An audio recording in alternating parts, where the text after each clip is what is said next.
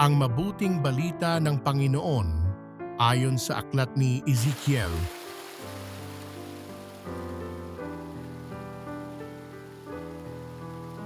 Ito ang sinabi ng Panginoong Diyos.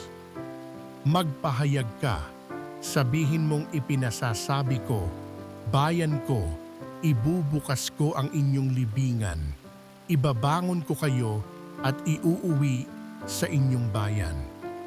Kung maibukas ko na ang inyong libingan at maibangon ko kayo, makikilala ninyong ako ang Panginoon.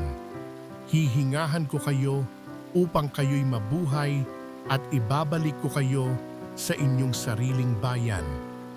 Sa gayon, malalaman ninyo na akong Panginoon ang nagsabi nito at aking gagawin. Ang mabuting balita ng Panginoon